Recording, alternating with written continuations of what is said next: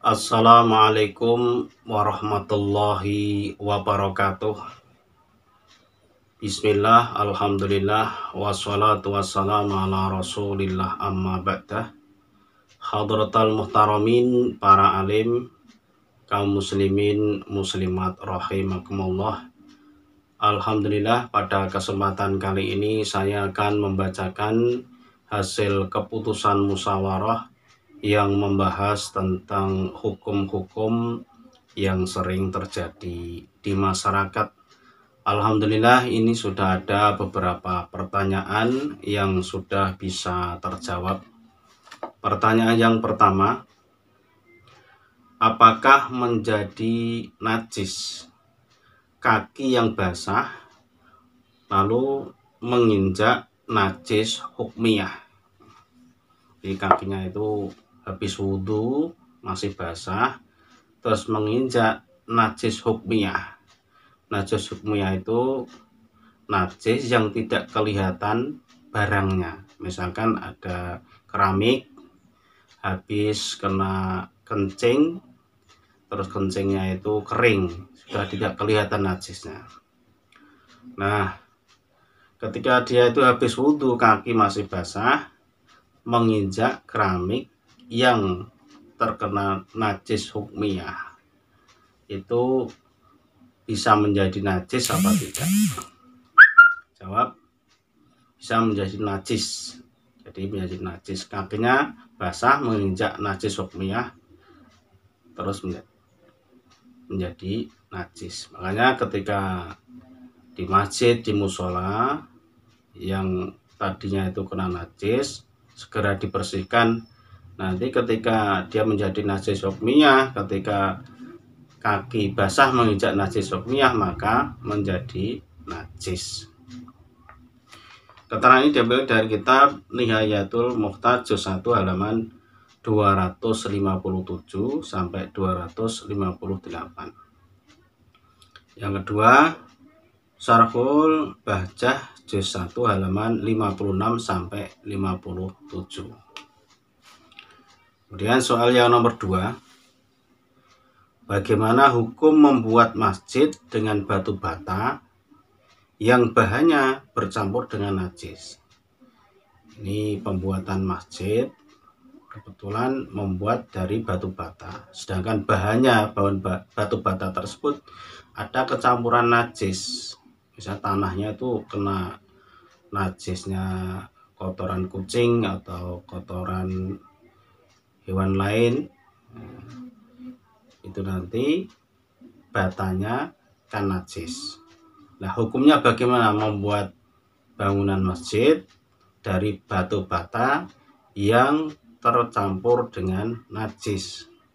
Jawab, hukum membuat masjid dengan batu bata tersebut tidak boleh, kecuali campuran batu bata tersebut adalah hal yang cair dan sudah disucikan.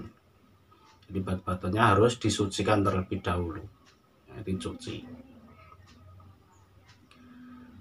Catatan, cara mensucikannya adalah dibasuh dengan air sekira air masuk ke dalamnya. Jadi batu bata direndam atau disemprot dengan air sekira air tersebut itu menembus ke batu bata. Akhirnya najis tersebut bisa hilang. Keterangan ini diambilkan dari satu kitab Qulyubi juz 1 halaman 76. Yang kedua, kitab Fatawi Kubro juz 1 halaman 175. Yang ketiga, kitab Bujairumi Alal Khatib juz 3 halaman 4 sampai 5. Yang keempat, kitab Hasyiatul Jamal juz 1 halaman 194. Kemudian soal yang nomor 3, bagaimana hukum membaca Al-Quran dengan ujung jari yang dibasahi dengan ludah? Misalkan kita itu membaca Al-Quran terus kita itu membalik lembaran Al-Quran dengan ujung jari yang dikenai lidah, pakai ludah, itu hukumnya bagaimana? Jawab, hukumnya khilaf. menurut Ibnu Hajar tidak boleh. Dan menurut Imam Romli dihukumi boleh. Keterangan ini diambilkan dari kitab 1 Amis I'anatul Thalibin juz 1 halaman 67 sampai 68. Yang kedua, kitab Tarsikhul Mustafidin halaman 28. Terima kasih, semoga keterangan ini bisa menambah wawasan kita, bisa menambah ilmu kita. Dan dari saya cukup sekian. Wallahu muwaffiq ila aqwamit thoriq. Wassalamualaikum warahmatullahi wabarakatuh. Assalamualaikum warahmatullahi wabarakatuh. Bismillah, alhamdulillah, wassalatu wassalamu ala rasulillah, amma ba'dah. Hadratal muhtaramin, para alim, kaum muslimin, muslimat rahimakumullah. Alhamdulillah, pada kesempatan kali ini saya akan membacakan hasil keputusan musyawarah yang membahas tentang hukum-hukum yang sering terjadi di masyarakat. Alhamdulillah, ini sudah ada beberapa pertanyaan yang sudah bisa terjawab. Pertanyaan yang pertama, apakah menjadi najis kaki yang basah lalu menginjak najis hukmiyah? Jadi kakinya itu habis wudhu masih basah terus menginjak najis hukmiyah. Najis hukmiyah itu najis yang tidak kelihatan barangnya. Misalkan ada keramik habis kena kencing, terus kencingnya itu kering, sudah tidak kelihatan najisnya.